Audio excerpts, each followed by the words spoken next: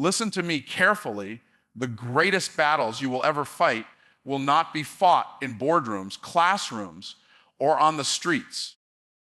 The greatest battles are waged inside of you. Your emotions can either be your prison or your passport. Your emotions can hold you hostage to anger, fear, and frustration, or they can propel you toward wisdom, peace, and prosperity. Emotional control is not weakness. It is the highest form of strength. Emotions are signals, not steering wheels. They are indicators of what's happening inside of you, pointing toward the condition of your heart, your thoughts, and your perceptions, but they were never meant to drive your decisions. When you treat emotions as steering wheels, you surrender your direction to temporary feelings, and temporary feelings can take you on a permanent detour. The danger is that feelings fluctuate, they rise and fall like the tide. And if you let them dictate your path, you will always drift off course. The person who learns to interpret emotions as messages instead of commands will always stand stronger and move farther. When fear rises up, it is a signal. It is telling you that there's risk, there's uncertainty, there's something beyond your comfort zone. But if you let fear drive, it will slam the brakes on your potential every time. If you treat it as a signal, you can pause, evaluate, and prepare with wisdom. Fear is not a stop sign, it is a caution light. It tells you to look closely, to sharpen your focus, to rise with greater awareness. When you treat it as a steering wheel, you will stay parked in the same place for years. But when you treat it as a signal, you will keep moving forward. Anger is also a signal. It reveals what you value, what you will not tolerate, what offends your sense of justice or integrity. But when anger is allowed to take the wheel, it becomes destructive. Words are spoken that cannot be taken back. Bridges are burned that are not easily rebuilt, and opportunities are destroyed that may never return. When anger is seen as a signal, however, it can point you to an area that requires attention. It can remind you that something must be addressed, boundaries must be established, or growth must be pursued. Anger, properly understood, is an invitation to align yourself with solutions rather than explode into destruction. Sadness is a signal. It speaks of loss, of longing, of the weight of love or dreams unmet. It is not weakness, it is a sign of humanity. But when sadness is allowed to steer, it paralyzes motion. It convinces you that tomorrow will look like yesterday and that the pain you feel today will last forever. If you accept it as a signal, you recognize that it points you toward healing, toward reflection, toward appreciation of what truly matters. Sadness becomes a teacher when you don't hand it the keys to your destiny. Joy is also a signal, and it too can mislead when it is given full control. Joy tells you when you are aligned with your values, when gratitude fills your heart, when your soul is light. But if you let joy alone steer your direction, you may make choices out of comfort instead of conviction, choosing what feels good over what is necessary. Joy signals you to celebrate, to appreciate, to recognize the blessings around you, but it must be balanced with wisdom. It is a powerful motivator, but not a reliable navigator on its own. Every emotion you experience is a message. It is the dashboard light of your soul flashing to tell you what's happening inside. You would never allow a blinking light on your car's dashboard to grab the steering wheel and drive you into traffic. Yet people allow emotions to do that every day. Signals are there to inform you, not to direct you.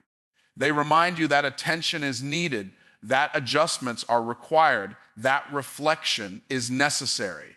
Ignoring the signals is dangerous, but obeying them blindly is destructive. When you begin to view emotions as signals, you also learn how to master patience.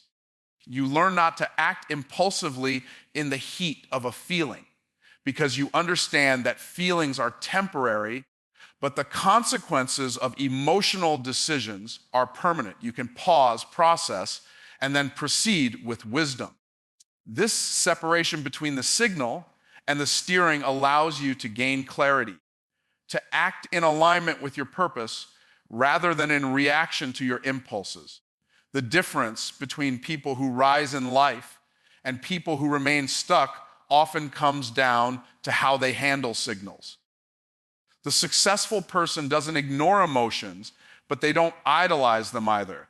They listen, they interpret, and then they choose with discipline. The person who lets emotions take the wheel lives a life of reaction, constantly swinging between highs and lows, never steady, never consistent, never in control of their own path. The person who treats emotions as signals walks with stability, with clarity, with a compass that is set beyond the storm. This shift in perspective transforms relationships as well. When you see anger as a signal instead of a steering wheel, you communicate differently. When you see fear as a signal instead of a steering wheel, you step into opportunities instead of shrinking back. When you see joy as a signal instead of a steering wheel, you celebrate without becoming careless. Emotional maturity is not the absence of feelings. It is the understanding of their role. They guide your awareness, but not your actions. They sharpen your vision, but not your choices. Ultimately, the one who learns that emotions are signals, not steering wheels, becomes unshakable. They rise above the chaos of reaction, and they move forward with the clarity of intention. They do not deny emotions. They do not suppress them, but they place them in their proper place. They read the signal, they interpret the message, and then they choose the direction with wisdom, strength, and discipline. Reactions determine results because every outcome you face in life is shaped less by what happens to you and more by how you respond to what happens. Two people can encounter the exact same challenge, but one reacts with fear and hesitation while the other reacts with faith and determination, and their futures will look completely different. The circumstances are not what separates them. It is their response. Life constantly presents situations you cannot control, but what you can always control is the reaction you choose, and that choice is what determines whether you rise or fall. When adversity strikes, most people default to panic, frustration, or blame. They allow the heat of the moment to dictate their next move, and those impulsive reactions lead to regret. Yet the person who pauses, breathes, and responds with clarity positions themselves for better results. Reactions are like seeds. You plant them in the soil of every situation, and in time they produce fruit, whether good or bad. If you react with negativity, you reap chaos. If you react with composure, you reap progress. Opportunities are often hidden inside of problems, but you can only see them if your reaction is steady. The wrong reaction blinds you to solutions, while the right reaction illuminates them. Imagine someone losing a job. One reacts with despair and convinces themselves they are defeated, while another reacts with resourcefulness and sees it as a chance to start something new. The same event produces two different destinies because the reactions shape the results. Even in relationships, reactions determine whether bonds are strengthened or broken. A harsh word spoken to you gives you the option to either retaliate with anger or respond with patience. One reaction escalates conflict, the other builds understanding. Many people destroy trust, respect, and opportunities not because of what was said or done to them, but because of how they chose to react in the heat of the moment.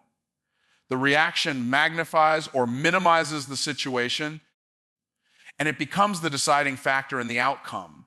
Your reactions are also signals of your discipline. Anyone can react impulsively, but it takes strength to respond with intention. The person who controls their reactions demonstrates mastery over themselves, and that mastery creates influence. Others begin to trust them, rely on them, and follow them because they know this person will not collapse under pressure. When your reactions are measured and grounded, doors of opportunity open that remain closed to those who cannot control themselves. Pressure is the proving ground of reactions. When life is easy, it is simple to smile, stay calm, and speak with grace. But the true test comes when the unexpected happens, when the storm rises, when disappointment hits. How you react in those moments reveals your character and sets in motion the trajectory of your future. Pressure does not build character, it exposes it, and reactions under pressure become the evidence of who you are becoming. Fear is one of the most common triggers of reaction. When fear strikes, some people freeze and lose momentum, while others fight forward with courage. Both feel the same emotion, but their results are not the same. The fearful reaction leads to stagnation. The courageous reaction leads to growth. Fear is inevitable, but letting it control your reactions is optional. Choosing a reaction of courage in the presence of fear rewrites your future and proves that victory is possible in the face of uncertainty. Anger is another powerful trigger of reaction. It can either destroy or build, depending on how it is handled. Reacting in anger without thought burns bridges and sabotages opportunities, but reacting with restraint channels the energy into constructive action. Some of the greatest changes in history were sparked by anger that was redirected into progress rather than explosions. The emotion itself is not the problem. The reaction to it determines whether it leads to destruction or transformation. Reactions also shape the pace of your progress. Quick, careless reactions often lead to delays, setbacks, and unnecessary obstacles. Thoughtful, intentional reactions accelerate your growth because they keep you aligned with your vision. Every reaction is like a step taken in the wrong direction. It takes you further from your goal, but taken with wisdom, it moves you closer to fulfillment. Small reactions, repeated over time, accumulate into habits, and those habits produce either a cycle of regret or a pattern of success. Every day you are given countless opportunities to react, from small inconveniences to major challenges. Each one may seem insignificant in the moment, but together they compound into the life you are building.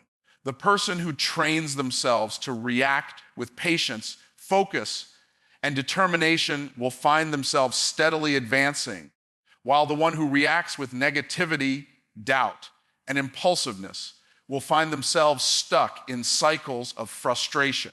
Reactions may seem like small choices, but they are in fact the architects of results. Control is not suppression, but redirection, because suppressing emotions only buries them alive, while redirection transforms them into power. When people suppress what they feel, they are not eliminating the emotion, they are only hiding it under the surface, where it grows, festers, and eventually explodes.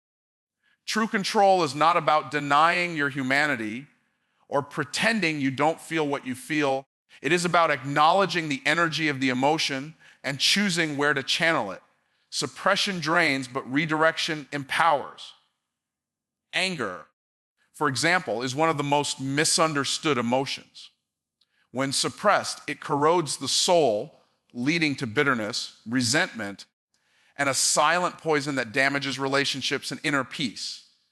But when anger is redirected, it becomes fuel for passion, creativity, and purposeful action. Instead of yelling or breaking, you can write, build, teach, or fight for justice. Anger redirected is the reason movements for change have risen. It is the energy behind breakthroughs when someone decides they will no longer accept limitations. Fear is another emotion that often gets suppressed, but hiding fear doesn't make it disappear. It simply shows up in hesitation, procrastination, or avoidance. Suppression allows fear to control from the shadows. Redirection, however, transforms fear into focus. When fear arises, it can sharpen your awareness, make you more cautious in planning, and drive you to prepare more thoroughly.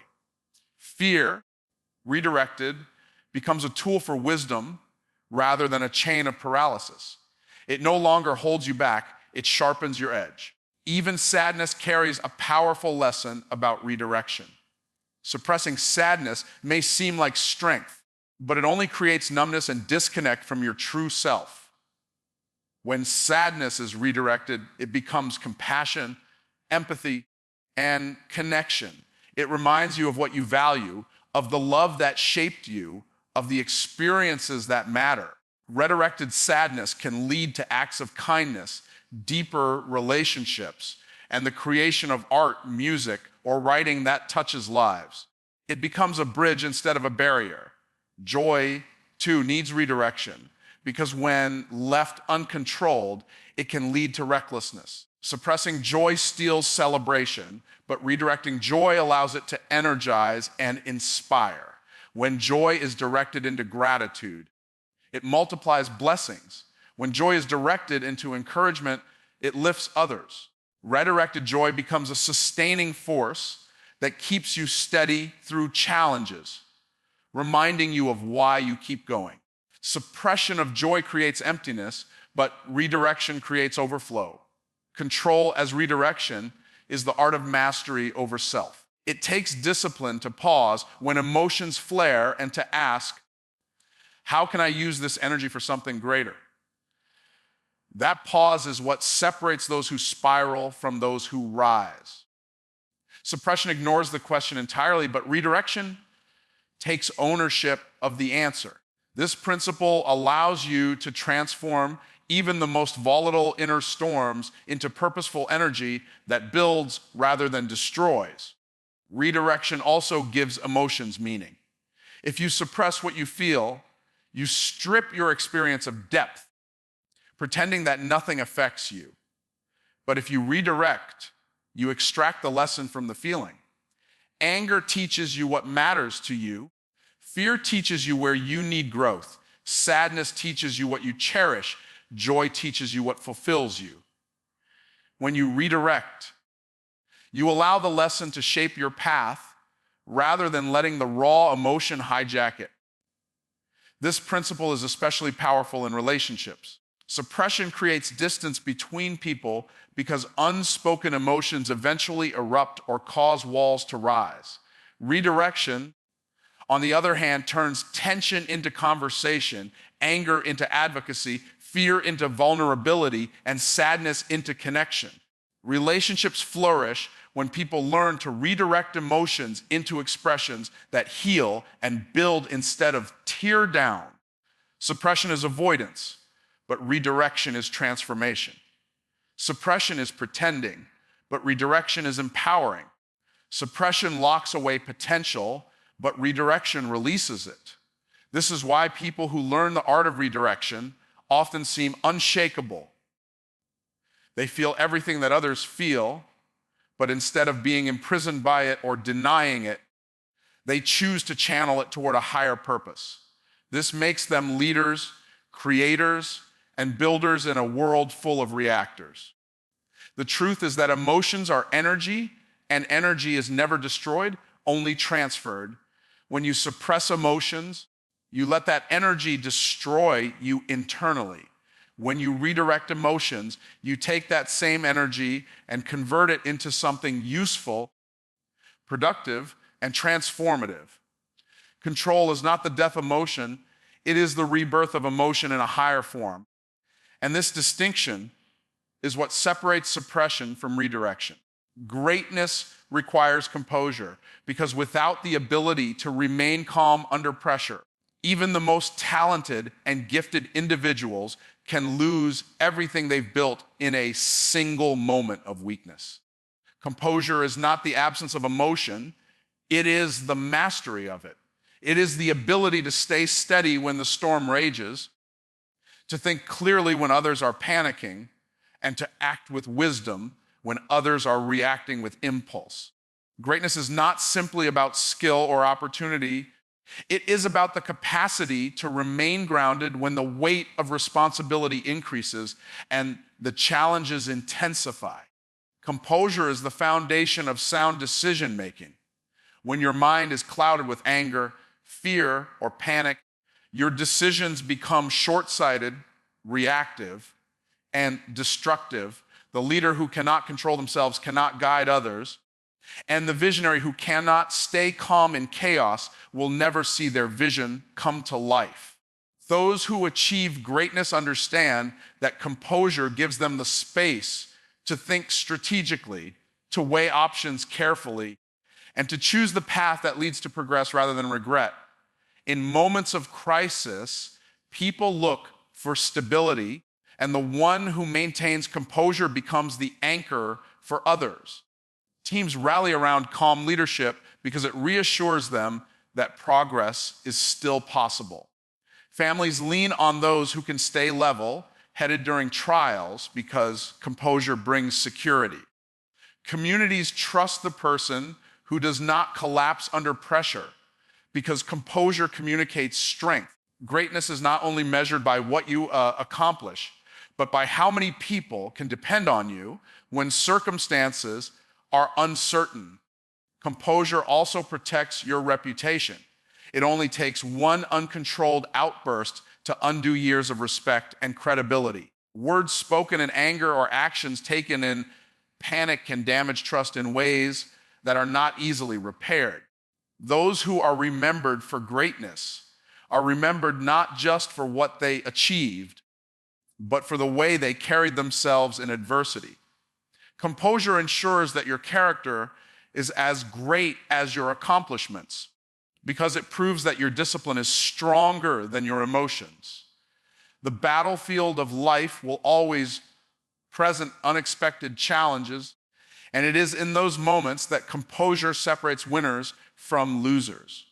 When obstacles appear suddenly, those without composure collapse under frustration and discouragement, but those with composure rise above circumstances with clarity and persistence. Greatness demands the ability to keep moving forward, and composure is what allows you to keep walking even when the ground is shaking beneath your feet. Composure is also a weapon against manipulation. When people know they can provoke you, they can control you. But when you remain calm regardless of what others do or say, you maintain your power. The ability to stay composed under criticism, provocation, or attack makes you untouchable. The one who loses composure loses control, but the one who keeps composure keeps authority. Greatness belongs to those who are not swayed by emotions, opinions, or chaos around them, because their focus is on the mission, not the noise. Training composure is not easy because it requires practice in the small moments. It is developed when you refuse to react to every inconvenience, when you choose patience in traffic, when you hold your tongue in an argument, when you breathe deeply before responding to frustration. These small decisions build the discipline necessary to stay composed in bigger challenges. Greatness is built in the ordinary moments long before it is revealed in extraordinary ones, and composure is forged through daily discipline. Composure is also the secret to resilience. Life will test you with setbacks, failures, and disappointments, but composure allows you to recover without being broken. Instead of drowning in emotion, you find perspective. Instead of collapsing in despair, you find solutions. The ability to face adversity with composure creates endurance. And endurance is the mark of greatness because it ensures that no setback can permanently stop you.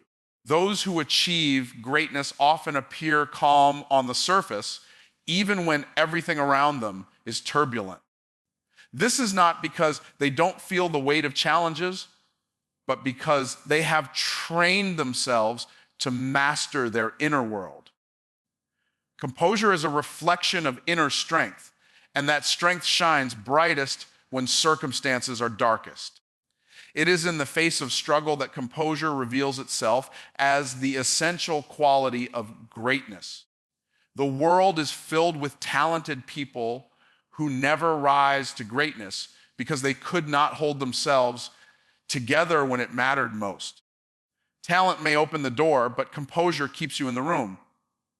Opportunities may come, but only those who remain steady in the midst of pressure can maximize them.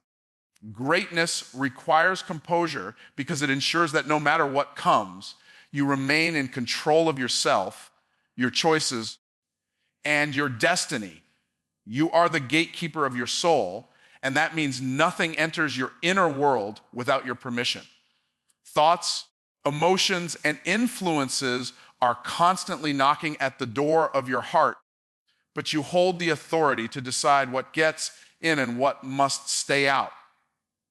Just as a guard protects the entrance of a fortress, you are responsible for protecting your mind and spirit from anything that can weaken, corrupt, or distract you.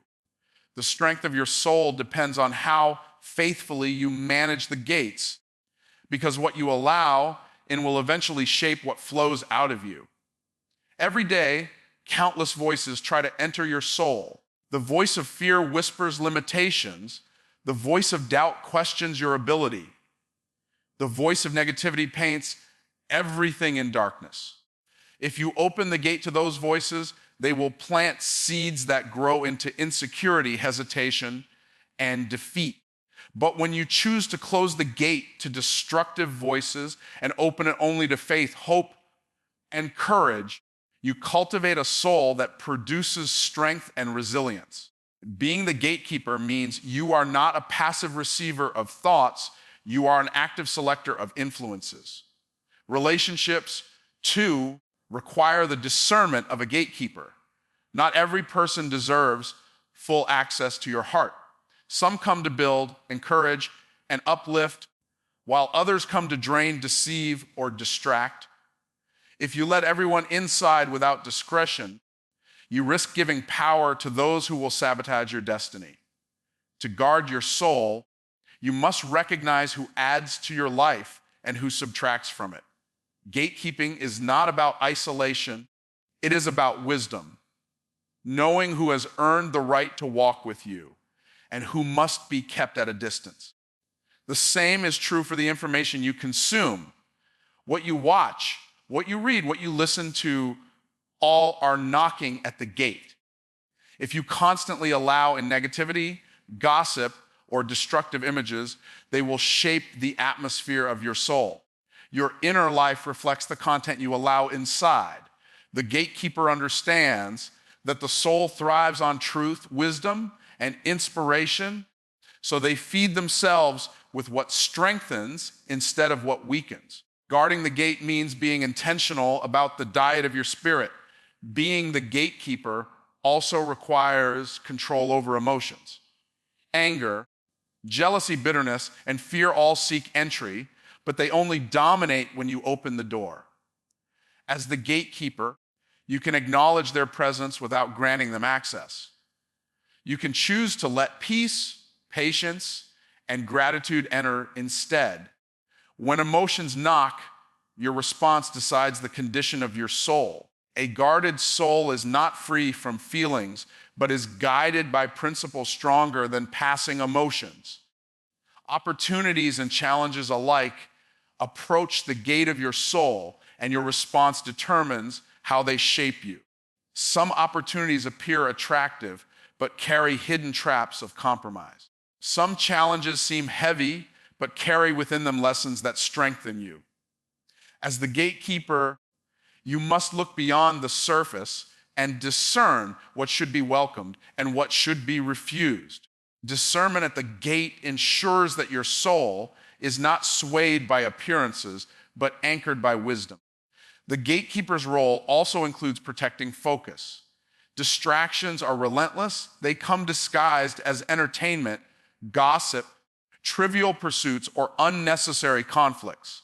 If you keep opening the gate to distractions, your energy will be scattered and your purpose diluted. The guarded soul keeps the gate locked against distractions and wide open to discipline, vision, and persistence. Focus is preserved when you guard the entry points of your attention and refuse to let everything demand your time.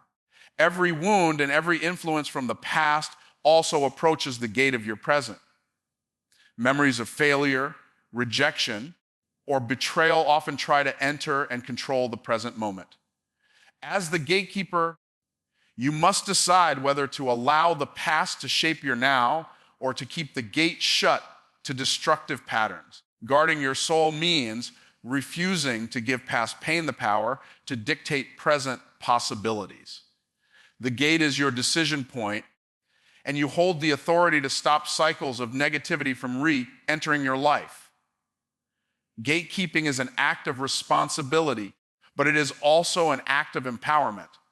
The moment you realize that nothing can control you unless you grant it access, you reclaim power over your destiny. No insult can define you unless you open the gate to it. No failure can destroy you unless you let it inside. No fear can paralyze you unless you allow it to take root.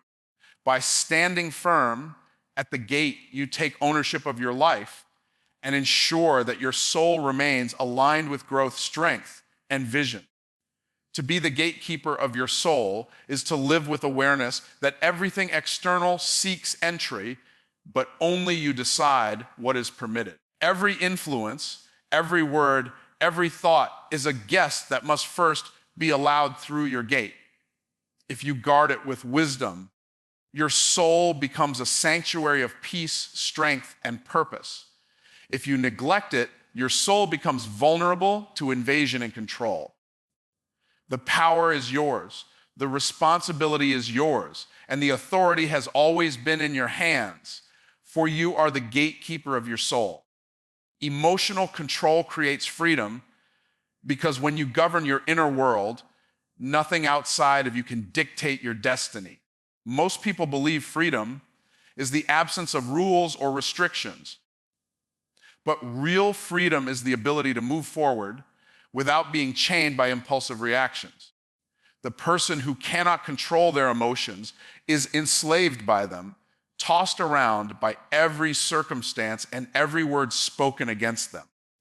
But the person who disciplines their emotions rises above circumstances, choosing direction instead of being dragged by reaction. That choice is where freedom begins. When you control your emotions, you break free from manipulation. People lose power over you when they realize they cannot provoke or control your mood. If someone's words can ruin your day, they own your peace. If circumstances can shift your joy, they control your direction. But when you maintain emotional control, you reclaim ownership of your inner state. You no longer give others the keys to your happiness or the authority to disrupt your purpose. That independence is the essence of freedom. Freedom also shows itself in decision-making. Emotional impulses often lead to regret, whether it's an angry outburst, a fearful hesitation, or a reckless indulgence. Each poor decision tightens the chains of consequence, leaving you stuck in cycles you wish you could escape. Emotional control allows you to pause, reflect, and choose wisely. It opens the door to choices aligned with long-term vision rather than short-term feelings. The ability to respond with wisdom instead of reaction creates freedom from regret and positions you for progress. Financial and professional freedom are also tied to emotional control. Countless people sabotage opportunities because they cannot control frustration, arrogance, or impatience. Others miss chances because they let fear and insecurity hold them back. Emotional control ensures you can negotiate without pride, persevere without panic, and innovate without fear. It is the reason some people advance in their careers or businesses while others remain stuck, because freedom in the external world always begins with freedom in the internal world. Relationships, too, are shaped by emotional control. Without it, conflict escalates, trust erodes, and bonds break. But when you discipline your emotions, you respond with patience instead of anger, with empathy instead of indifference, with forgiveness instead of bitterness. This creates freedom in relationships because it removes the weight of grudges, the chains of resentment, and the prison of unnecessary conflict. Emotional control liberates you to love fully without being a prisoner of offense. Emotional control creates freedom from fear because fear often paralyzes people before they even attempt greatness. When you manage fear, you are not denying its presence, but you are denying its control. You can still move forward while afraid, choosing courage over paralysis. This freedom allows you to attempt what others only dream of, to seize opportunities others avoid, and to walk into unknown territory with confidence. It is emotional mastery that breaks the chains of fear and allows you to live boldly. Another form of freedom comes in the ability to endure challenges. Life will always bring storms, disappointments, and setbacks, but emotional control ensures you do not drown in them. Without it, you are tossed around by despair, frustration, and hopelessness. With it, you stand steady, finding solutions while others are collapsing. This freedom means your life is not dictated by circumstances, but by your capacity to endure, adapt, and keep moving. That resilience frees you from the prison of hopelessness. Freedom also flows into your mental clarity. An uncontrolled mind is constantly consumed by anxiety, anger, or distraction, leaving no room for vision. Emotional control clears space for focus and creativity. You are free to think clearly, free to imagine, and free to plan your future with precision. Instead of being weighed down by uncontrolled emotions, you gain the mental space to dream, to innovate, and to design the life you desire. Even spiritually, emotional control creates freedom.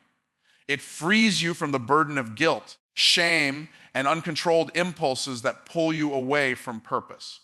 It allows you to align your actions with values, to live in integrity, and to remain grounded when temptations come. Spiritual freedom is not about escaping feelings, but about governing them so that they do not rule over you. When you master your emotions, you walk in harmony with your higher calling. The more you practice emotional control, the more you realize that freedom is not found in external circumstances, but in the mastery of your inner state. External freedom without internal control will always collapse because the greatest enemy is not the world outside, but the turmoil inside. Emotional control creates freedom from manipulation, from regret, from fear, from brokenness, from hopelessness, from distraction, and from defeat. It opens the door to a life of discipline, clarity, strength, and peace where nothing outside can dictate the course of your destiny.